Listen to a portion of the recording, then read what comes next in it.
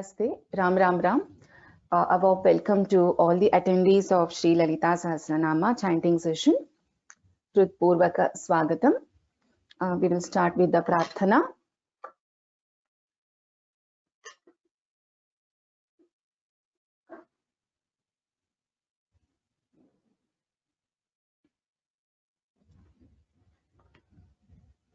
Om Shri Gurubhyo Namaha. Gurureva gatihi gurumeva bhaje gurunaiva sahasmi namo gurave na gurof paramam shishurasmi guroho matirasti gurau mama pahi guru.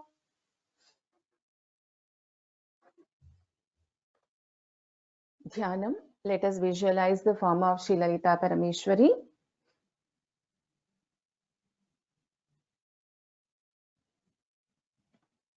Sindhuraruna vigrahan trinayanam manikya maulis phurat taranayaka shekharam smitamukhi mapina vakshoruham पाणिभ्यामलिपूर्णरत्नचषकं रक्तोत्पलं बिभ्रतीं सौम्यां रत्नघटस्थरक्तचरणां ध्यायेत् परामम्बिकाम्. Like I mentioned in the last class, that is on Friday, I had told that Tuesday we will be having a revision session. So what we will do is, since we have few more classes only to complete the learning of Sri Lalita Sahasranama, we have completed almost like now 165 verses. We have totally 183 verses. So we will do a revision from the beginning. We will chant from the beginning a few set of verses, and then we will also learn 2 or 3 new verses today, and we will have attendee chanting. So we will start the revision from the first verse today instead of the last class portions. So what I will do for this is, since this is going to be a revision, I will teach the verse once and the panelist will repeat once the same verse. So that it is both learning as well as the revision.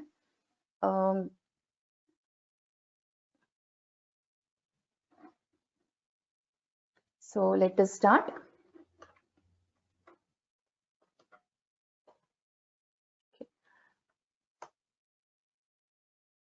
Let me add the panelists.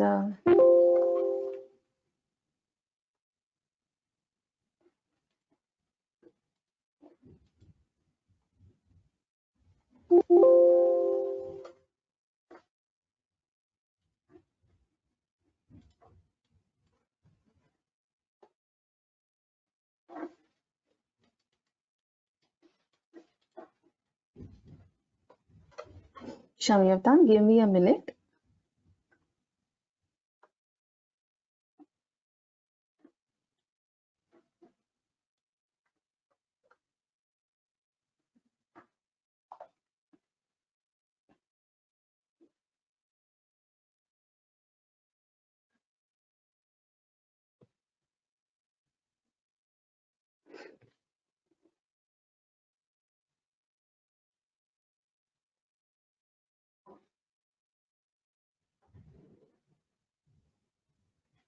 Okay, let me start.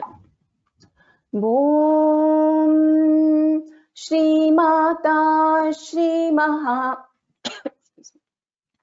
Shri Mata Shri Maharagni Shrimat Simhasaneshwari Chidagni Kunda Sambhuta Devakadya Samudyata. As I'm not able to add the panelists for some reason, I will chant the verse twice.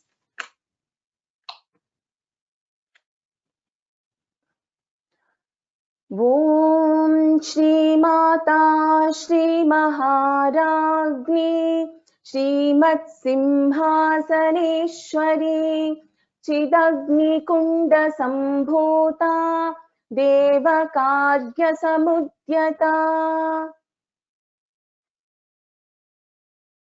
Move to the next verse. बुद्ध्यद्भानुसहस्राभा चतुर्बाहुसमन्विता रागस्वरूपपाषाढ्या क्रोधाकाराङ्कुशोज्ज्वला. बुद्ध्यद्भानुसहस्राभा चतुर्बाहुसमन्विता रागस्वरूपपाषाढ्या क्रोधाकाराङ्कुशोज्ज्वला.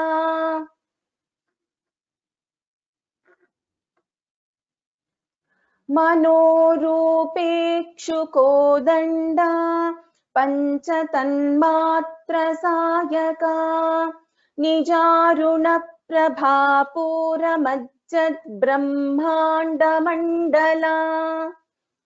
मनोरूपेक्षुकोदण्डा पञ्चतन्मात्रसायका निजारुणप्रभापूरमज्जद्ब्रह्माण्डमण्डला.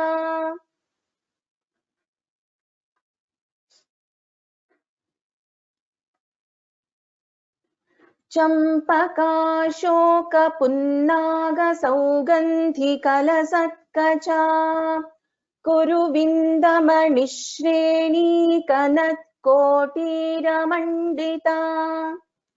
चम्पकाशोकपुन्नागसौगन्धिकलसत्कचा कुरुविन्दमणिश्रेणीकनत्कोटीरमण्डिता.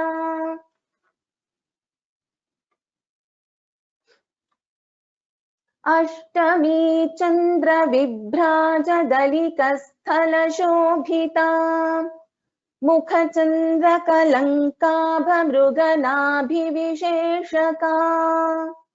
Ashtami चन्द्रविभ्राजदलितस्थलशोभिता मुखचन्द्रकलङ्काभमृगनाभिविशेषका. Vibha, I will chant once and you have to repeat the verse again.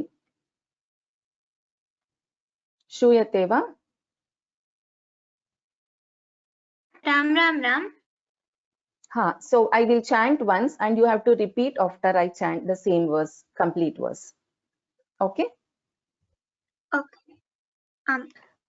वदनस्मरमाङ्गल्यगृहतोरणचिल्लिका वक्त्रलक्ष्मीपरिवाहचलन्मीनाभलोचना.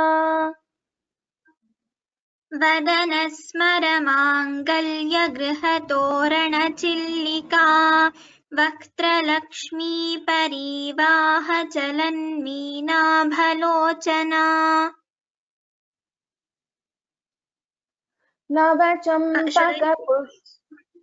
only once. नवचम्पकपुष्पाभनासा दण्डविराजिता ताराकान्तितिरस्कारिनासाभरणभासुरा. नवचम्पकपुष्पाभनासा दण्डविराजिता ताराकान्तितिरस्कारिनासाभरणभासुरा. कदम्बमञ्जरीक्लुप्तकर्णपूरमनोहरा ताटङ्कयुगलीभूततपनोडुपमण्डला. कदम्बमञ्जरीक्लुप्तकर्णपूरमनोहरा ताटङ्कयुगलीभूततपनोडुपमण्डला. पद्मरागशिलादर्श परिभाविकपोलभूः नवविद्रुमबिम्बश्रीन्यक्कारिरदनच्छदा पद्मरागशिलादर्श परिभाविकपोलभूः नवविद्रुमबिम्बश्रीन्यक्कारिरदनच्छदा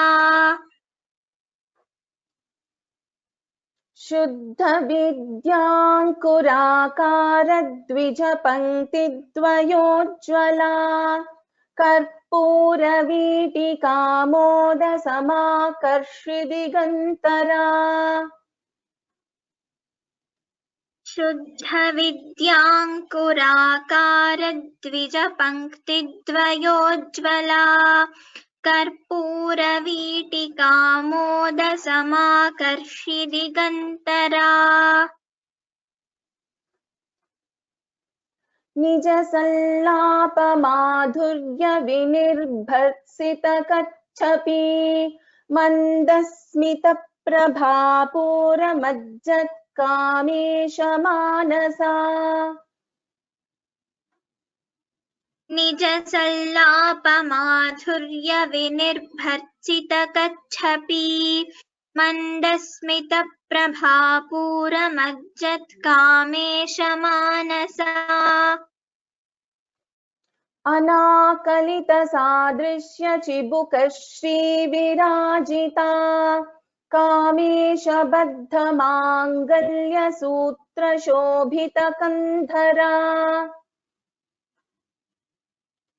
अनाकलितसादृश्यचिबुकश्रीविराजिता कामेशबद्धमाङ्गल्यसूत्रशोभितकन्धरा कनकाङ्गदकेयूरकमनीयभुजान्विता रत्नग्रैवेयचिन्ताकलोलमुक्ता फलान्विता कनकाङ्गदकेयूरकमनीयभुजान्विता रत्नग्रैवेयचिन्ताकलोलमुक्ता फलान्विता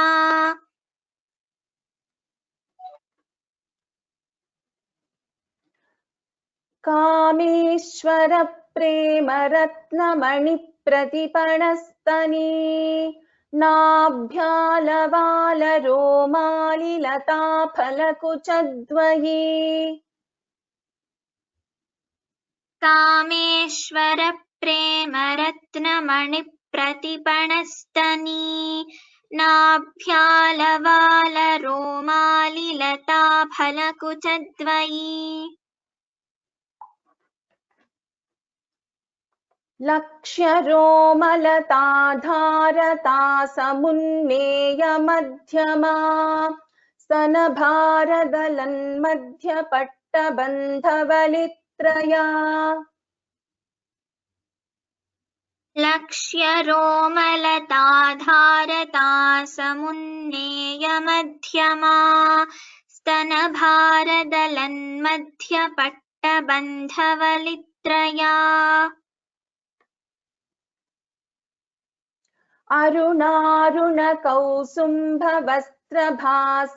अरुणारुणकौसुम्भवस्त्रभास्वत्कटीतटी रत्नकिङ्किणिकारम्यरशनादामभूषिता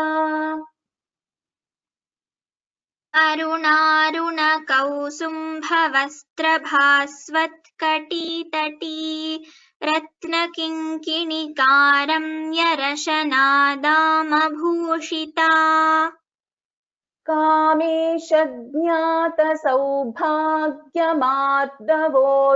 कामेशज्ञातसौभाग्यमार्दवोरुद्वयान्विता माणिक्यमुकुटाकारजानुद्वयविराजिता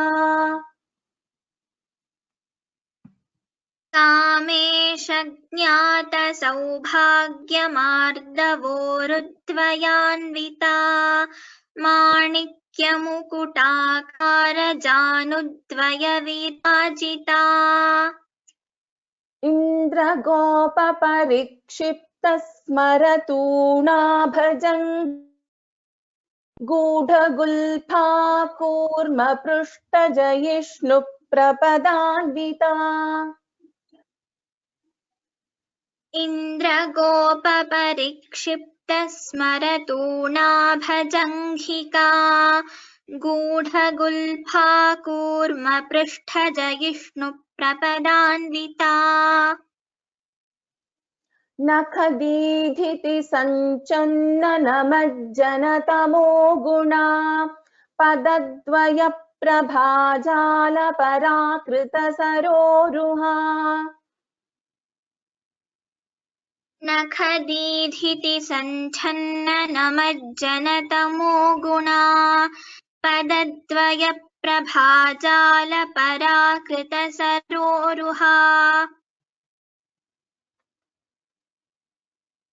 सिञ्जानमणिमञ्जीरमण्डितश्रीपदाम्बुजा मरालीमन्दगमना महालावण्यशेवधिः सिञ्जानमणिमञ्जीरमण्डितश्रीपदाम्बुजा मरालीमन्दगमना महालावण्यशेवधिः सर्वारुणानवद्याङ्गी सर्वाभरणभूषिता शिवकामेश्वराङ्कस्था शिवा स्वाधीनवल्लभा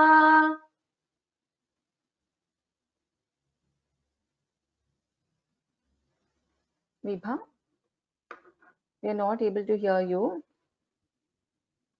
Okay, I'll repeat it.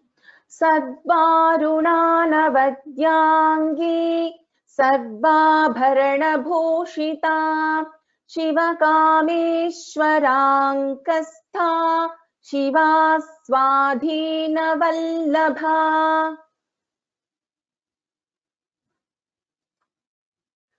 सुमेरुमध्यशृङ्गस्था श्रीमन्नगरनायिका चिन्तामणिगृहान्तस्था पञ्चब्रह्मासनस्थिता सुमेरुमध्यशृङ्गस्था श्रीमन्नगरनायिका चिन्तामणिगृहान्तस्था पञ्चब्रह्मासनस्थिता महापद्माटवी संस्था कदम्बवनवासिनी सुधासागरमध्यस्था कामाक्षी कामदायिनी महापद्माटवी संस्था कदम्बवनवासिनी सुधासागरमध्यस्था कामाक्षी कामदायिनी देवर्षिगणसङ्घातस्तूयमानात्मवैभवा भण्डासुरवधोद्युक्तशक्तिसेना समन्विता देवर्षिगणसङ्घातस्तूयमानात्मवैभवा भण्डासुरवधोद्युक्तशक्तिसेना समन्विता सम्पत्करी समारूढसिन्धुरव्रजसेविता अश्वारूढाधिष्ठिताश्वकोटिकोटिभिरावृता सम्पत्करी समारूढसिन्धुरव्रजसेविता अश्वारूढाधिष्ठिताश्वकोटिकोटिभिरावृता. So we have revised 25 verses. So now I request the attendees to raise their hands. So the attendees will be chanting these first 25 verses, the one verse each among this first 25 verses only. So based on the time available in the end, we will have the new verses chanting.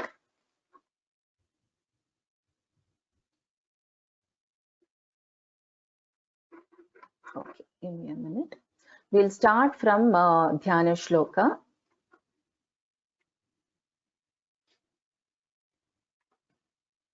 I'm calling out the names as I see. So I will try to ensure that I call out maximum names today. But by chance, if I miss anyone, please feel free to write a mail to me. Dhyanam Shubha Bhagini, you can chant the Dhyana Shloka. I have unmuted you. Ram Ram Ram Bhagini. Ram Ram Ram. सिन्दूरारुणविग्रहान् त्रिनयनां माणिक्यमौलिस्फुरत् तारानायकशेखरां स्मितमुखीमापीनवक्षोरुहां पाणिभ्यामलिपूर्णरत्नचषकं रक्तोत्पलं बिभ्रतीम् सौम्यां रत्नघटस्थरक्तचरणां ध्यायेत् परामम्बिकाम्. Uttamam Bhagini. Only this Ratna Ghatatha Tha Mahaprana was not heard clearly. Can you chant only this line? सौम्यां रत्नघटस्थरक्तचरणां ध्यायेत् परामम्बिकाम्. Uttamam. Dhanyavadaha Shubha Bhagini. धन्यवादः भगिनी. KVS Iyer Mahodaya. What I request is those of you who have finished chanting, if I called out your name and if you have finished chanting, please lower the hand so that I will not be confused when I see the names. Mahodaya. Namaste Mahodaya. Om Sri Mata Sri Maharajni Srimat Simhasaneswari Chidagni-kunda Sambhuda Devakarya Samudhyada. Uttamam Mahodaya. Just that Shri Mata Shri Maharajni Shrimat Simhasaneshwari. So for me, when you chanted, it sounded a little bit that Sakara was coming. That happens to most of us because of the regional languages. Like, if you are Telugu, Tamil influence will be there. Can I repeat? Yes, sir, you can repeat. Yes, Mahodaya. Om Sri Mata Sri Maharajni Srimat Simhasaneswari Chidagni-kunda Sambhuda Devakarya Samudhyada. Dhanyavadaha Mahodaya. Shivashankar B. Mahodaya. Second verse.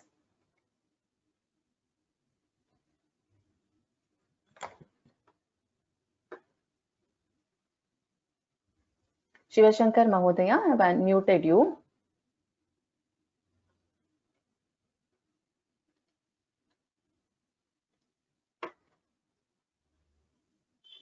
Okay, I can't hear you, so I'll move to the next person. Padmanabhan Mahodaya, you are on self-mute now. Namo Namaha. Namaste. Udyadbhanu Chaturbahu Samandita Ragaswarupa Pashadhya Krodhakaram Kushojvala. Uttamam Bhagini, Dhanyavadaha. Dhanyavadaha. Gayatri Bhagini, I have unmuted you. Third verse. Ram Ram Ram Ram Ram. मनोरूपेक्षुकोदण्डा पञ्चतन्मात्रसायका निजारुणप्रभापूरमज्जद्ब्रह्माण्डमण्डला.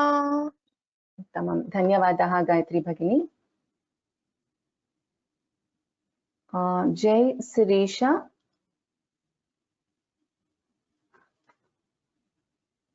Fourth verse.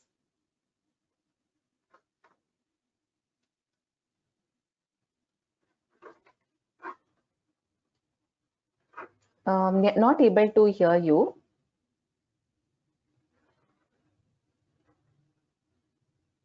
Jai Sai Sirisha, I'm not able to hear you. So I will move to the next person and call out your name little later. I'm requesting again for the attendees who have already chanted, please lower your hand so that I will not be confused with what names I should call, because the name display will keep on changing. So I might end up calling the same names. So I request you to lower your hand if you have already chanted once. So if time permits, I can call your name again. Priya Manu 1305. Can you chant this verse? चम्पकाशोकपुन्नागसौगन्धिकलसत्कचा कुरुवृन्दमनिश्रेणी कनत्कोटीरमण्डिता. Uttamam. Dhanyavadaha. Shankar Narayanan Mahodaya.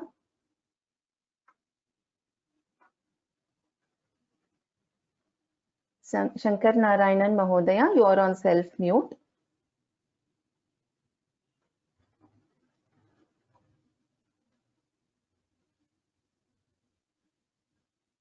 Okay, I can't hear you. I'll move to Jayashri Bhagini. अष्टमी चंद्र विभ्राज दलिकस्थल शोभिता मुखचंद्र कलंकाभ मृगनाभिविशेषका. Uttamam Bhagini. Dhanyavadaha. Just this mukha kha mahaprana should be heard, and sha and sha visheshaka, that much. So otherwise it was good. Yeah. मुखचंद्र कलंकाभ मृगनाभिविशेषका. Dhanyavadaha, Jayashri Bhagini. So move to the next person. E.H. Rajeshwari. Rajeshwari. Namaste. अष्टमी चंद्र विभ्राजदलिकस्थल शोभिता मुखचंद्र कलंकाभमृगनाभिविशेषका. Can you try this? Yes. वदनस्मर मांगल्य गृहतोरण चिल्लिका वक्त्रलक्ष्मी परिवाह चलन्मीनाभलोचना. Uttamam. Dhanyavadaha. Chandrasekharan Mahodaya.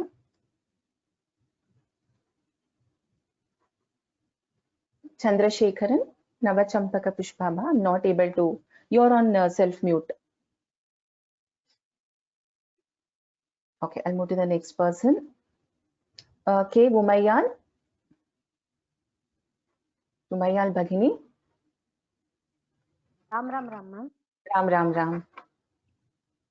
नवचंपक पुष्पाभ नासादंड विराजिता ताराकांति तिरस्कारी नासाभरण भासुरा. Umayal Bhagini, just listen to me once Yes, and then repeat after me. So you should not take a pause anywhere here. This is one full name. There is no pause in this two verses. So you can take a pause after the first line and again after the second line. Okay.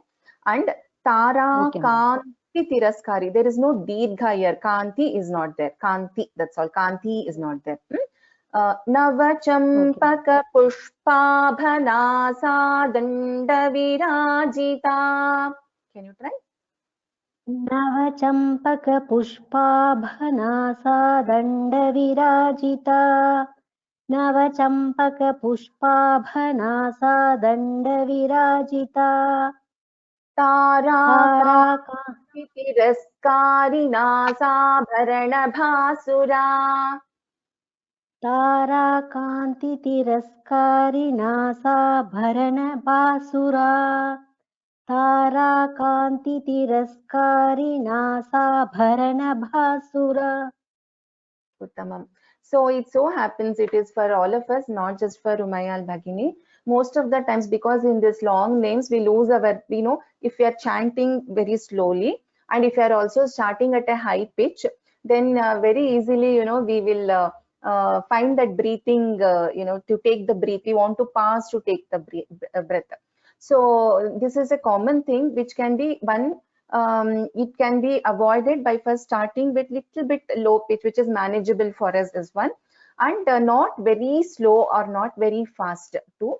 And third, practice will give that comfort of chanting this entire line in one breath. So that is the trick for chanting this long verses, not only in Lalita Sahasranama. There are many other verses where this is a common thing, where you have to chant without taking a pause in between. Dhanyavadaha Umayal Bhagini. We'll move to the next verse. Srilatha Bhagini.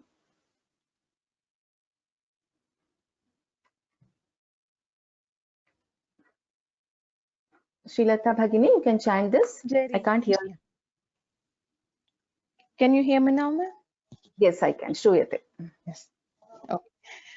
Kadamba manjari klupta karna pura manohara tatanka yugali bhuta tapanodupamandala. Dhanyavadaha Srilatha Bhagini. sprrockstar@gmail.com. Shruyate, you can try this Mahodaya, Padmaraga. Padmaraga-shiladharsa paribhavi-kapola-bhuhu Nava-vidrama-bimbasri-nyakkari-ratanachatha. Dhanyavadaha Mahodaya.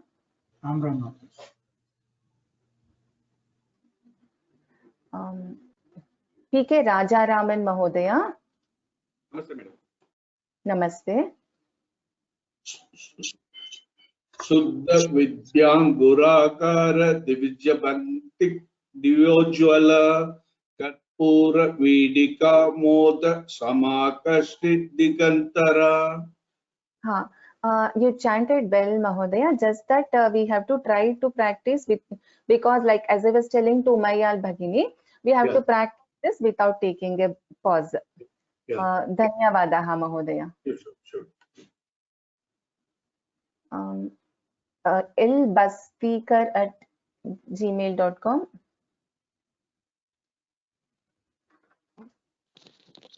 Hari Om. Hari Om Mahodaya. Same verse? No, you can try this, yes. 11th verse. 11th verse.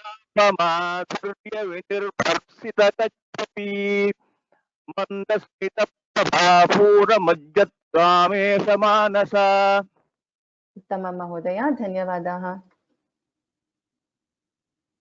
Muthukumar Mahodaya, you can try this verse.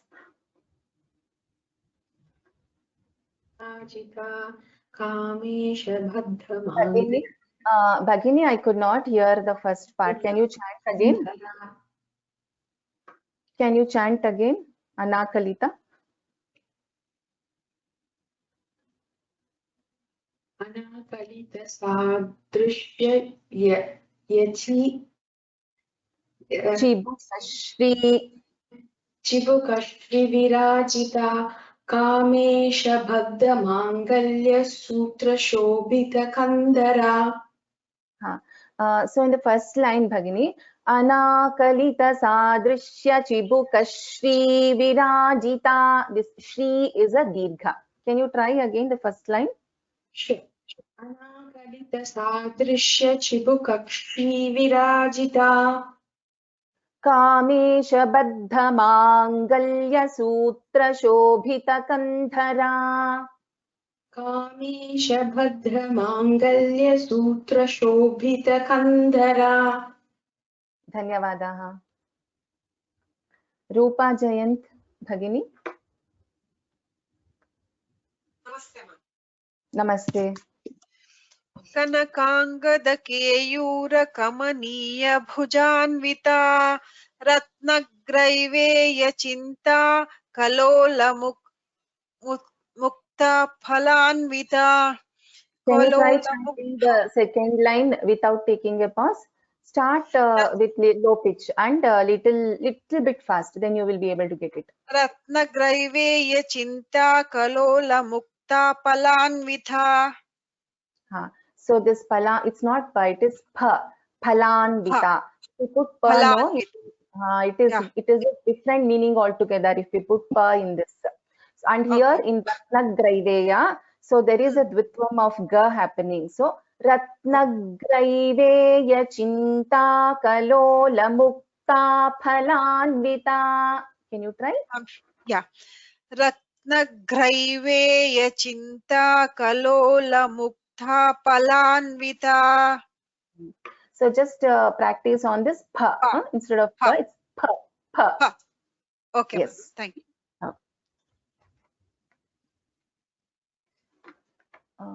Lalita Bhagini. Ram Ram Ram Ram Ram Ram. श्रूयते वा? श्रूयते. कामेश्वर प्रेम रत्नमणि प्रतिपणस्तनी नाभ्यालवाल रोमालिलता फलकुचद्वयी. उत्तमं, धन्यवादाः. पूर्णिमा भगिनी.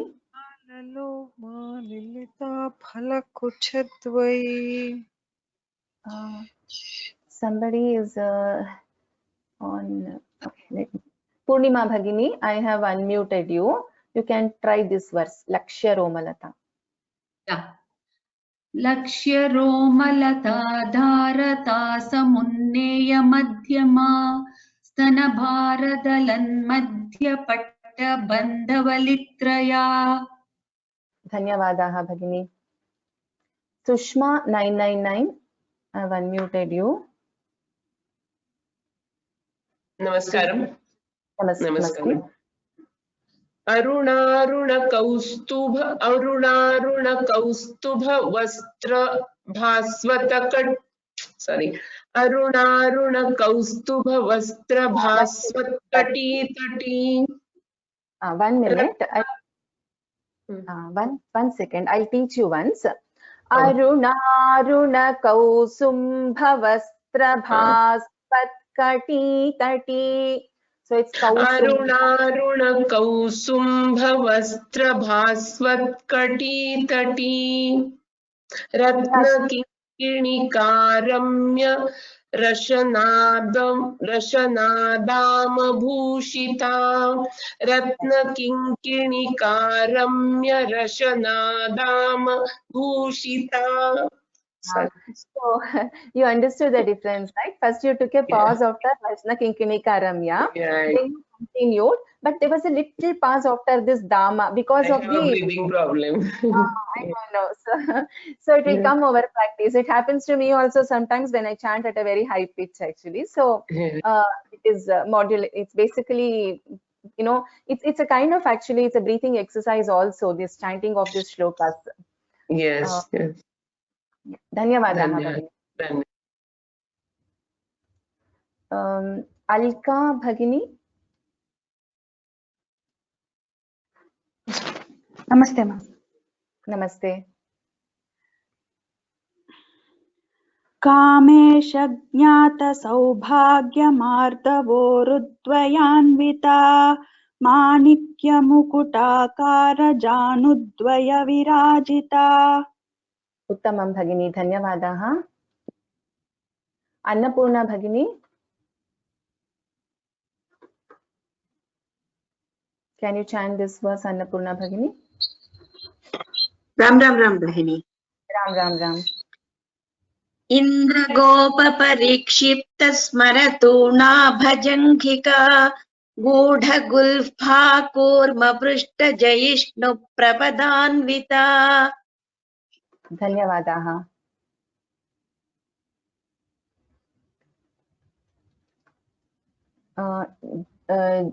Jade Hiralal Mahodaya.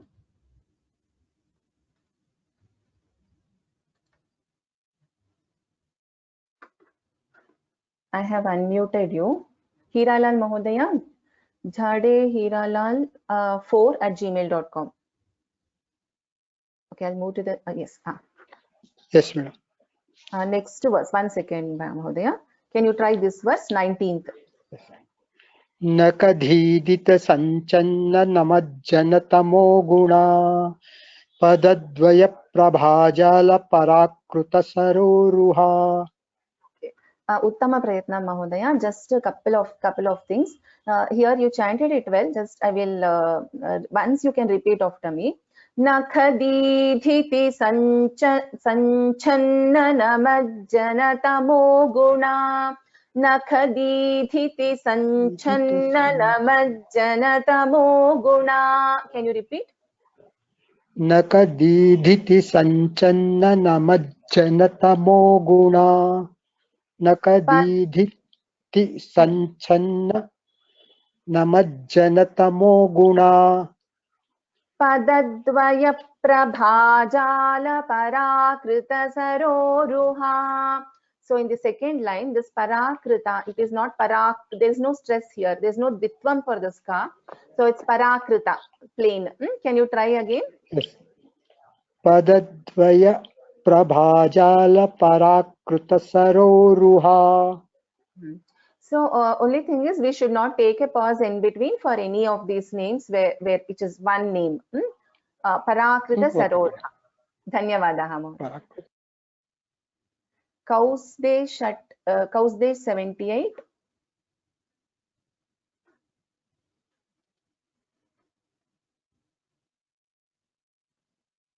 Yeah, madam. 1 second. Hello. Yes, you can chant first. Yeah, I need to chant this, right? Right. Sinjanavani manjira mandita sri padambuja marali mandagamana mahalavanya chevadhihi. Here first line was okay. Marali, so there is a dirgha here. Marali mandagamana, you can take a pause after this. Mahalavanya shevadhihi, so it will be easy to chant Mahalavanya shevadhihi. So here you have to tell the dirgha. Okay. Marali, can you try? Yeah, I'm trying.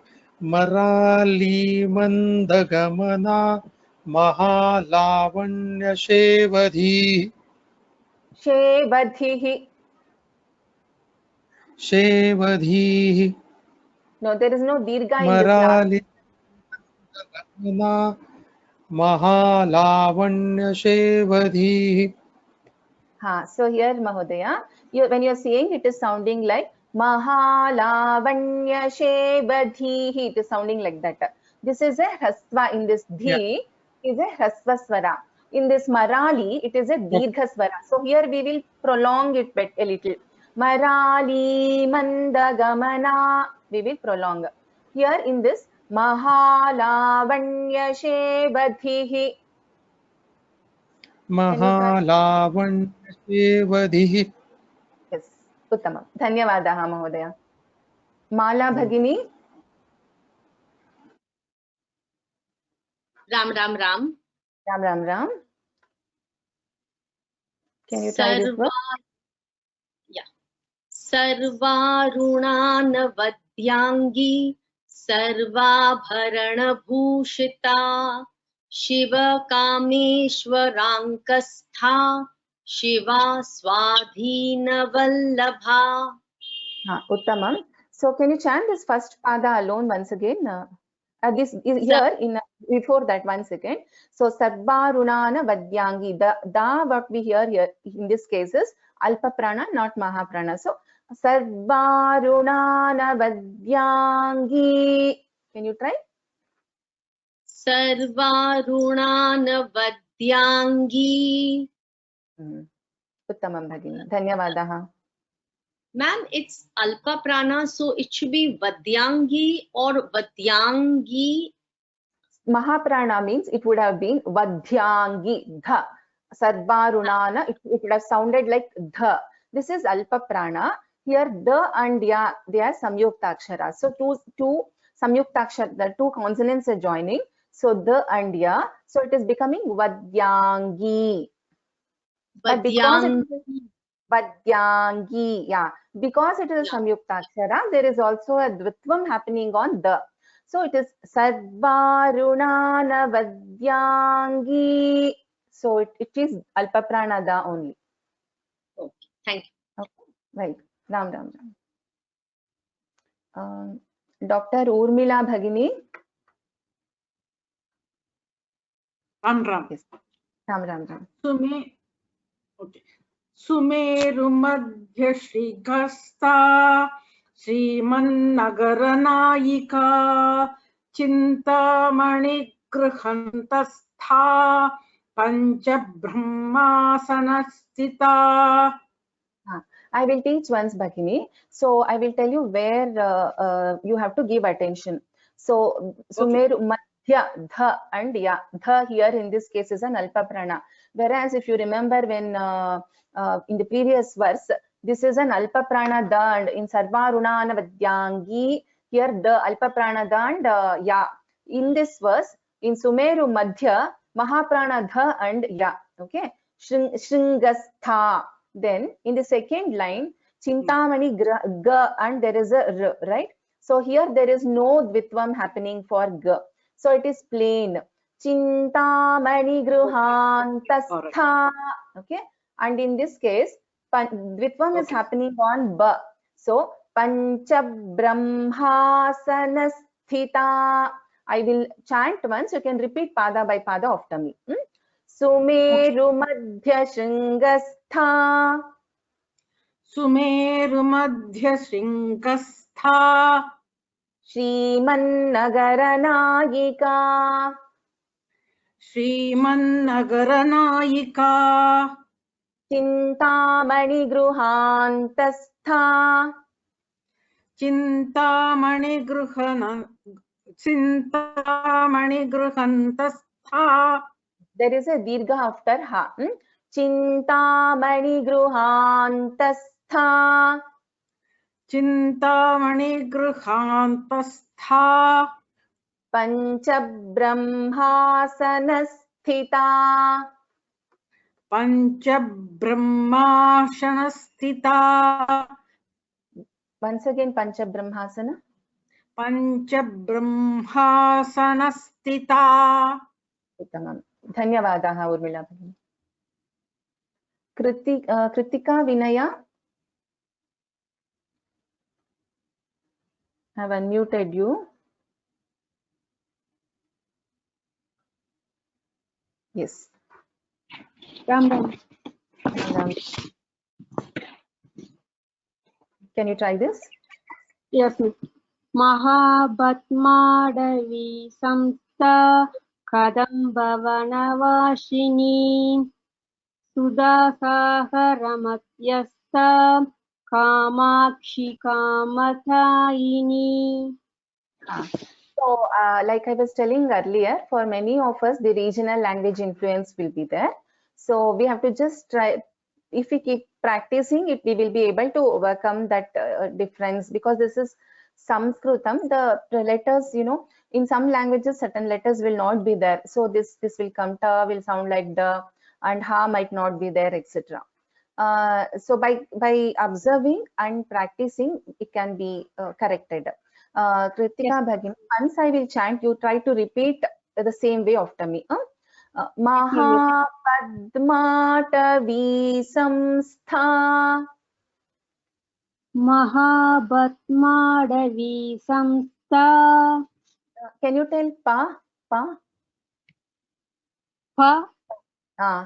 It's not ba, it is pa, okay? Mahapadmatavi samstha.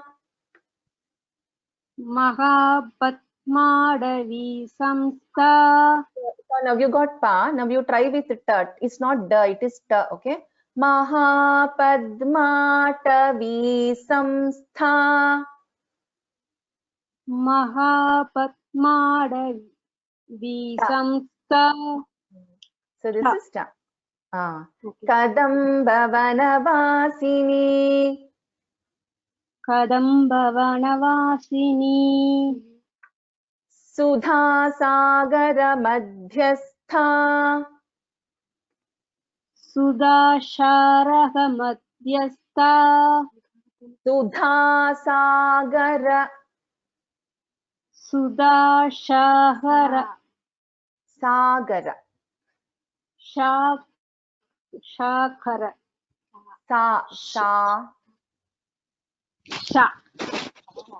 Sagara. शाकर Okay, that's okay. We'll continue. You can observe that little later. Madhyastha. मध्यस्था See, here you are pronouncing sa perfectly. Kamakshi. Kamakshi Kamadayini. कामदायिनी. Dhanyavadaha Bhagini. Thank you. Madhuri Bhagini. Ram Ram Mama. Ram Ram. Can you try this first? Yes, ma'am. 1 second.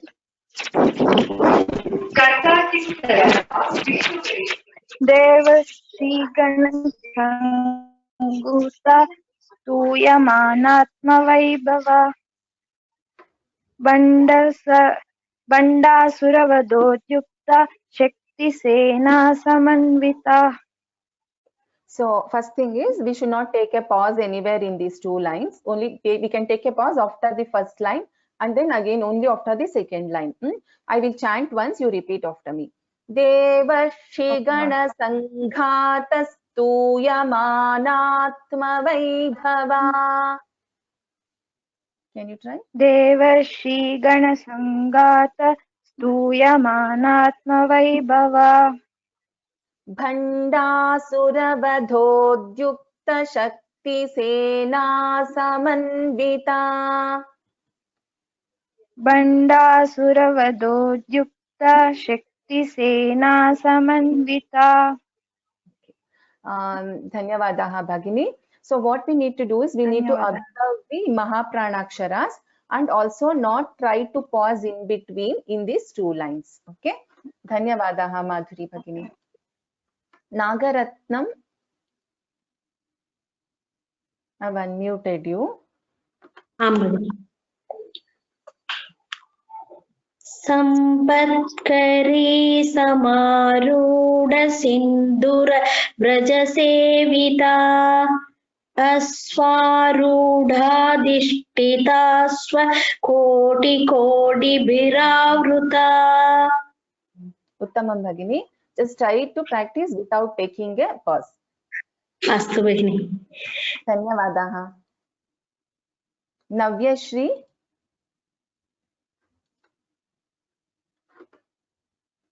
Hari ओम भगिनी. Hari Om. चक्रराजरथारूढ सर्वायुध परिष्कृता गेय चक्ररथारूढ मंत्रिणी परिसेविता. Uttamam. Dhanyavadaha Navya Bhagini. NV SP 2003. Next verse. So once again, oh, sorry, Kshamyatam. We didn't do the 26th verse, right? So we'll just go back to the first verse alone. Yeah, you can chant the first verse, Bhagini. Okay. Om Shri Mata Shri Maharaki Srimat Simhasaneshwari Chidagni Kunda Sambhuta Deva Karya Samudhyata. It was all good except this nya, okay? Om Shri Mata Shri Maharagni. Can you try? Om Shri Mata Shri Maharagi. Not gi, it is Ragni, Gni, Ragni. Ragi. Correct. Dhanyavadaha Bhagini. Thank you. Parvati Bhagini. Next verse. Namaste Vaini. Namaste. Udhyat Bhanu Sahasrabha Chaturbahu Samandita Ragaswarupa Pashadhya Krodha Karam Kushojwala. Dhanyavadaha. Dhanyavada. Rajini Bhagini.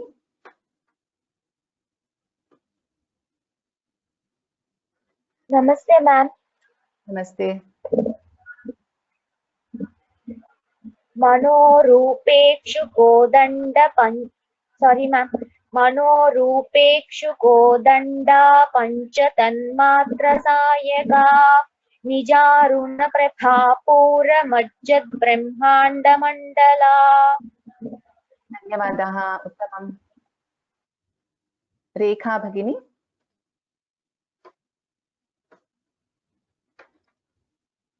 Rekha, yes.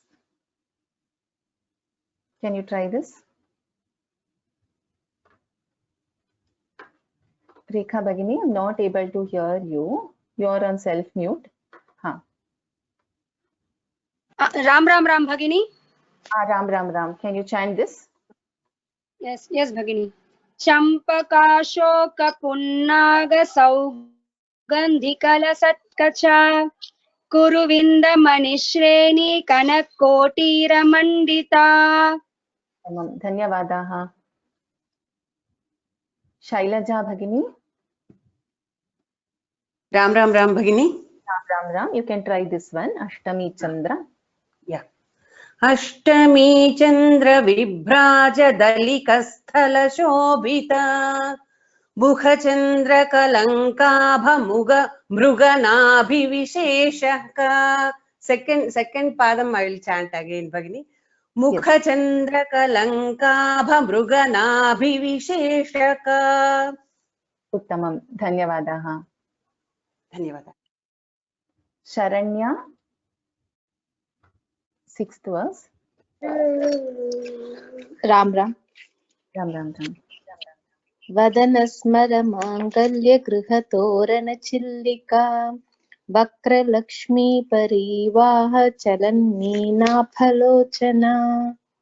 वक्रलक्ष्मी परिवाह चलन्मीनाफलोचना.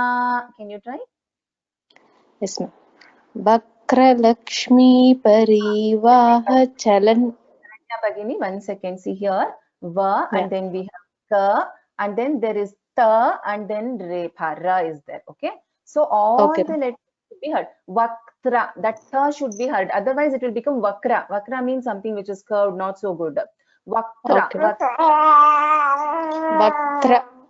Yes, correct. Vaktra Lakshmi Parivaha Chalan Meena Phalochana. Uttamam. Dhanyavadaha. Sonalika. Namaste, ma'am. Namaste. नवचम्पक पुष्पाभनासा दण्डविराजिता ताराकान्तितिरस्कारिनासा भरणभासुरा. उत्तमं. धन्यवादाः भगिनी. श्रीकृष्णप्रिया.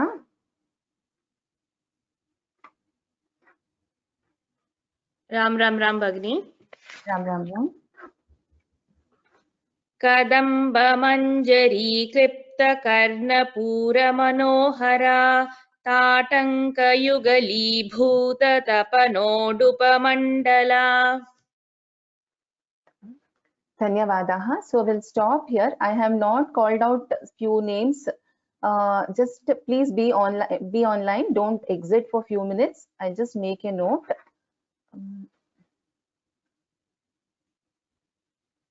Please wait for a minute. Okay.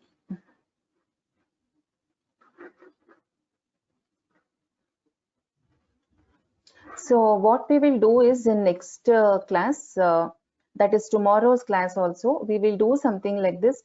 In fact, today I really felt very nice to hear all of you chanting, so many verses. Listening to so many people chanting, it was really very nice. I really felt happy. Thank you so much for raising your hands and being so participative in the session. So we will do this exercise tomorrow also. That is, we will do the revision from 26th verse onwards. And tomorrow, what I request is whoever has not got the chanting opportunity, please raise your names, raise your hands initially, and then I will again request for everyone else to raise hands for chanting. So we'll do the Mangalam and close today's session.